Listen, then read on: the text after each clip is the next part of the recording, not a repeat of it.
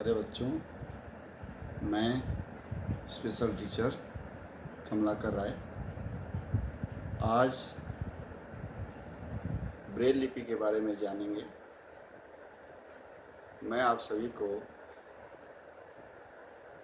Braille लिपि में क्या क्या उपकरण लिखने के लिए प्रयोग किए जाते हैं उसके बारे में, और इसके साथ साथ ब्रेल लिपि में इंग्लिश का जो अल्फ़ाबेट कैसे लिखा जाता है बताने का प्रयास करूंगा। उम्मीद है कि आप सभी को ये बहुत ही अच्छे तरीके से लिखना आ जाएगा। सबसे पहले आप ये जानिए कि ब्रेल लिपि के लिए क्या क्या चीज़ें प्रयोग की जाती है। इसमें दो चीज़ें हैं। एक जो है ये जिसको हम जर्मन स्लेट या ब्रेल स्लेट कहते हैं, ये ऐसे हम खोल सकते हैं। और दूसरा जो है जिससे हम लिखते हैं वो इसको हम स्टाइलस या इसको हम पेन भी कह सकते हैं। और तीसरा जो चीज़ लिखने में प्रयोग किया जाता है वो है पेपर। पेपर जो है वो चार्ट पेपर भी हो सकता है, और जो ड्राइंग शीट आती है वो भी हो सकती है। इसकी लंबाई लगभग 1 फुट की होती है, और इस पे जो है ये लिपि लिखी जाती है। इस पेपर को, ये जो स्लेट है जिसको हम ब्रेल स्लेट कह रहे हैं, ब्रेल स्लेट इसलिए कहा जा रहा है ये क्योंकि इस स्लेट पे हम ब्रेल लिपि को लिखने का काम करेंगे, इसलिए इसको हम ब्रेल स्लेट कह रहे हैं। वैसे इसको घर में आप स्लेट भी कर सकते हो, और इस जो दूसरा जिससे लिखते हैं उसको आप कलम भी कर सकते हो, पेन भी कर सकते हो। अपनी भाषा में और भी जो चीज़ कहना चाहो जिससे हम लिखते हैं तो वो आप कह सकते हो। ये जो पेपर है जिस पे हम ये लिपि लिखेंगे, जब हम ब्रेल पेपर को हाथ में पकड़ेंगे, जैसा कि आपको बताया मैंने कि चाहे वो चार्ट पेपर होगा या जो है ड्राइंग शीट होगी, जब उसको हम ध्यान से टच करेंगे तो एक तरफ जो होगा इस पे, एक तरफ थोड़ा सा हल्का सा खुरदरा होगा, और एक तरफ जो होगा वो बिल्कुल जो है चिकना होगा। तो जो चिकना होगा उसको हम इस स्लेट पे लगाते समय नीचे की ओर करेंगे। जो चिकना वाला भाग होगा उसको हम नीचे की ओर करेंगे, और जो खुरदरा वाला भाग होगा वो ऊपर की ओर करेंगे। कारण ये है कि जब हम इस स्लेट के अंदर लगाएंगे, जैसे ये स्लेट है, इस स्लेट के अंदर जब हम इसको लगाएंगे और जब लिखेंगे तो जो लिपि उभर के आएगी वो इस सीट के नीचे उभर के आएगी। इसलिए इस पेपर को का जो चिकना भाग है वो नीचे रहेगा, और जो खुरदरा भाग है वो ऊपर रहेगा, ताकि जब उसको पढ़ा जाए, पढ़ते समय इसको हम उल्टा करके पढ़ेंगे। इस पेपर को उल्टा कर देंगे, जैसे ऐसे था इसको ऐसे कर देंगे।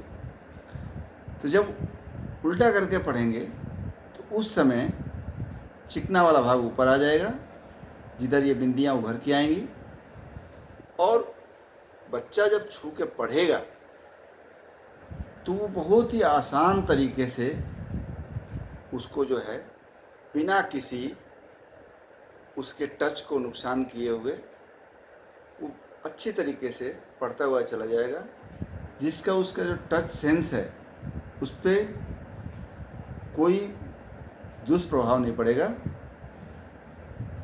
इस तरीके से इस पे वो इसका प्रयोग करेगा।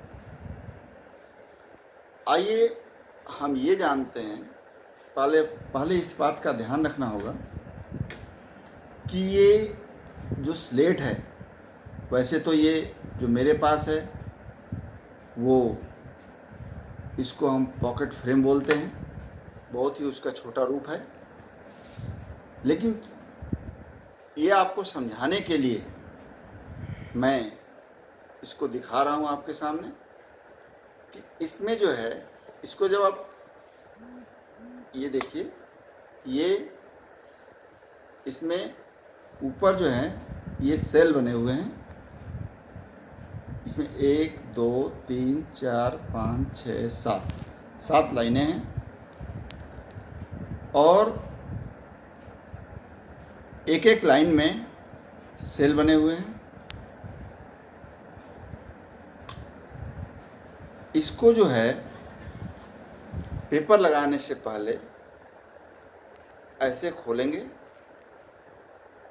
इसके बाद देखिए, इसके अंदर हर सेल के अंदर कुछ बिंदियां बनी हुई हैं। तो जैसा कि मैंने आपको बताया था, इस पेपर को आप जो है चिकने वाले भाग को, जो चिकना वाला भाग है उसको आप नीचे करेंगे, और खुर्दा वाला भाग को ऊपर करेंगे। इसको छू कर देख लेंगे और ऐसे लगाएंगे बिल्कुल ऊपर से बराबर, और इसके बाद इसको बंद करेंगे। और फिर जो ये छेद दिखाई दे रहा है, इस छेद पे जो है हम दबा देंगे ताकि लॉक हो जाएगा। 4 बने हुए हैं, इधर भी 2 हैं और ये बाएं तरफ भी 2 हैं। इसको हम अच्छी तरीके से लॉक कर देंगे। अब देखिए, एक चीज़ और जानने वाली बात है, ब्रेल लिपि जो है इसको बहुत आसान तरीके में आप समझिए कि जब भी लिखने का काम शुरू किया जाता है तो वो लिखने का जो कार्यक्रम है, जैसे मैं ये आपके तरफ कर रहा हूँ, ध्यान से देखिए, लिखने का जो कार्यक्रम है वो हम आपकी तरफ से बता रहा हूँ, मैं आपकी साइड से, यानी कि दाहिने से बाएं की तरफ करेंगे। जो भी व्यक्ति स्लेट को सामने रखेगा, जैसे देखिए ये मेरे पास है, तो मेरा जो दाहिना हाथ है ये दाहिने हाथ से बाएं हाथ की तरफ लिखते हुए जाएंगे, और जब हम लिख लेंगे दाहिने से बाएं की तरफ तो इस पेपर को हम निकाल लेंगे, और निकालने के बाद ठीक इसको उल्टा कर देंगे। जब पढ़ेंगे तो पढ़ने का जो है वो बाएं से दाएं की तरफ होगा, पढ़ने का जो तरीका है वो बाएं से दाएं की तरफ होगा। तो ब्रेल में ये आप जान लीजिए कि ये लिखते समय जो है वो दाहिने से बाएं, और पढ़ते समय बाएं से दाएं। यानी अगर इसको हम साधारण शब्दों में कहें तो हिंदी की उर्दू की तरह लिखा जाता है, और हिंदी यानी देवनागरी लिपि की तरह ये पढ़ा जाता है। जैसे उर्दू जो है हम सभी जानते हैं कि वो दाहिने से बाएं लिखा जाता है, उर्दू पढ़ा भी दाएं से बाएं ही जाता है, लेकिन ब्रेल लिपि लिखते समय सिर्फ दाएं से बाएं और पढ़ते समय बाएं से दाएं, यानी बाएं हाथ की तरफ से दाएं हाथ की तरफ, यानी देवनागरी लिपि की तरफ हम इसको पढ़ेंगे। अब आइए हम इस पे थोड़ा सा जानने का प्रयास करते हैं कि इस पे लिखते समय किन बातों का ध्यान रखना है। पहले मैंने आपको बता दिया पेपर लगाने का ध्यान। फिर इसके बाद जब पेपर को इसमें लगा लेंगे तो ये जो बने हुए हैं, जो आप देख रहे हैं छोटे छोटे जो छेद हैं, इनके अंदर किल जैसा बना हुआ है, ये लॉक है इसका। ये इसका लॉक है, इसको दबा देंगे तो लॉक हो गया, पेपर लॉक हो गया, बाहर नहीं निकलेगा। अब मैं इसको अपनी तरफ कर लेता हूँ और आपको बताता हूँ। ये जो है इसको पेन कह रहे हैं, स्टाइलस कह रहे हैं। तो इसको बच्चा जैसे पकड़ना चाहे वैसे पकड़ने का तरीका ये भी हो सकता है, ये भी हो सकता है। तो जैसे भी बच्चे को सुविधा हो उसके अनुसार वो इसको पकड़ेगा और बहुत ही अच्छे तरीके से उसको पकड़ने दीजिए बिना किसी बाधा के। और जब लिखने का हम शुरुआत करेंगे तो उसको दोनों हाथों को प्रयोग करना है।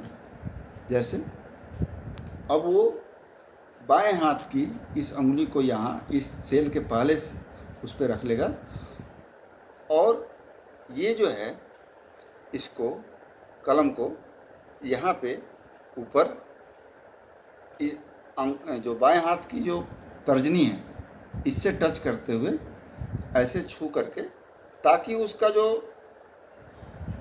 सेल है, सेल का जो पोजीशन है और जो स्टाइलस का पोजीशन, जो पेन का पोजीशन जो लगा रहे हैं इसमें, उसको हमेशा इसका आभास रहे कि कहाँ इसको दबाया जा रहा है और वो कभी भी इसको गलत ना करे और उसकी जो प्रैक्टिस है वो बहुत बढ़िया तरीके से बन पाए। इसके लिए ये चीज़ करना ज़रूरी है, दोनों हाथों का प्रयोग बहुत ही ज़रूरी है। तो बाएं हाथ की पहली उंगली से इस स्टाइलस का जो नुकीला भाग है जिससे हम पंच करेंगे, इसको वो टच करके रखेगा तो ऐसे दबाएगा। फिर इसके बाद उसके नीचे दूसरा सेल बना हुआ उसको दबाएगा, फिर नीचे उसके नीचे दबाएगा, फिर ऊपर बाएं तरफ, फिर उसके नीचे और फिर उससे नीचे। ऐसे एक सेल में जो है वो 6 बिंदियाँ हैं।